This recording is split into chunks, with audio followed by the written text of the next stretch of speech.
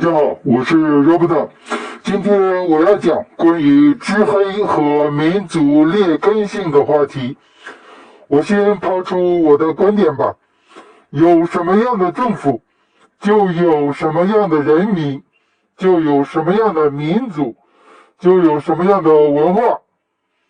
有很多人说，小粉红很讨厌，所以他们就该被共匪统治。共匪就该继续统治小粉红。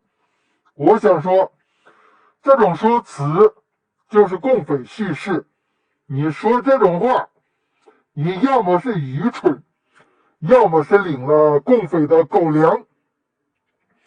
有很多人说，中国人有劣根性，所以中国人就不配民主，中国人就应该不断被独裁者蹂躏。我想说，这种说辞同样的共匪叙事。你说这种话，不是五毛，就是蠢货。你肯定很不服是吧？觉得自己不是蠢蛋是吧？觉得自己不是在替共匪干活对吧？废话少说，上逻辑。请问，小粉红哪里来的？从娘肚子里爬出来就是小粉红吗？话都不会说的小婴儿就是小粉红吗？废话，小粉红肯定是被教出来的，被老粉红上学前教一遍，上了学被共匪粉红流水线再教育一遍，待到中学毕业、大学毕业，新鲜的小粉红就出炉了，对不对？是不是这样子的粉红流水线？所以，讨厌的小粉红不是娘胎里出来就是小粉红，而是被共匪政府的奴隶洗脑教育流水线生产的。蠢货们，记住了。同样道理，中国人的劣根性哪里来的？中国人从娘胎爬出来就会点头哈腰、见人就跪吗？中国人生下来话都不会说，就知道各扫门前雪吗？中国人呱呱落地时就是鲁迅先生说的那样子满身劣根性吗？没有，都没有。我告诉你，中国人出生之后都没有这些劣根性。劣根性不是与生俱来的，劣根性是后天习得的。后天习得，也就是被教育而获得的。谁教育的？三字经：温良恭俭让，忠君爱国，为百姓做主，民族大义。这些都是劣根性的数据库，这些劣根性已经被准备好，随时下载安装到中国人的小婴儿脑子里。这个叫什么？文化。劣根性是文化的特质。再进一步说，小粉红的奴隶洗脑流水线是谁的？当然是共匪的了，当然是共匪奴隶中国的了。你能去改造这个教育系统，换一套公民觉醒系统吗？你想想，共匪会不会打死你？所以呢，小粉红的流水教育生产线是共匪刻意安排的。共匪需要小粉红，共匪制造小粉红。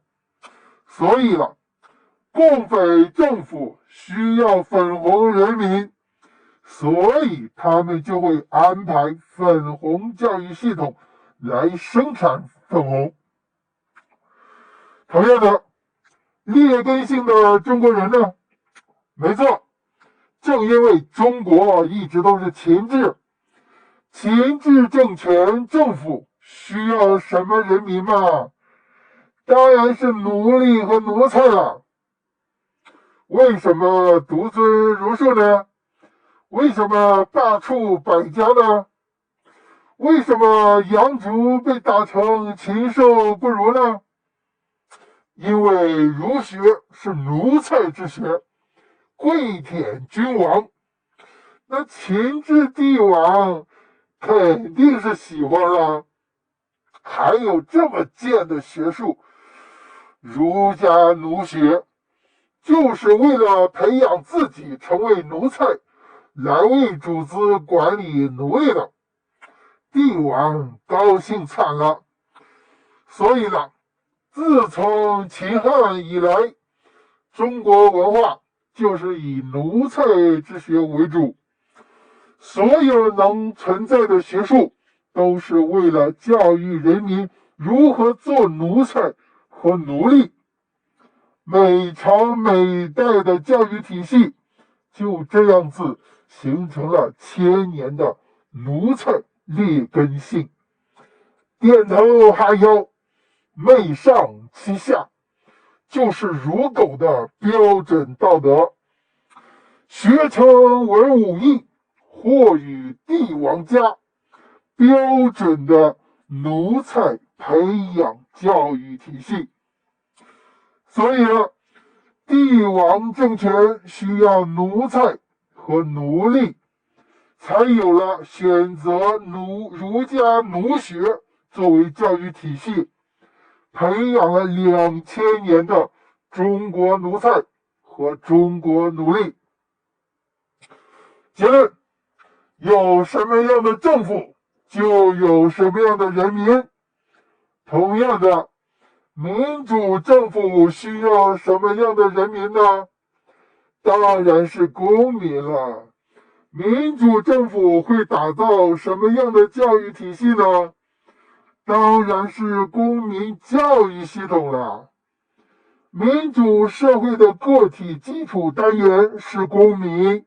民主社会需要每个公民有独立的思想，需要每个公民有自我权利意识，需要每个公民有自我维权意识，需要每个公民有参政的期望。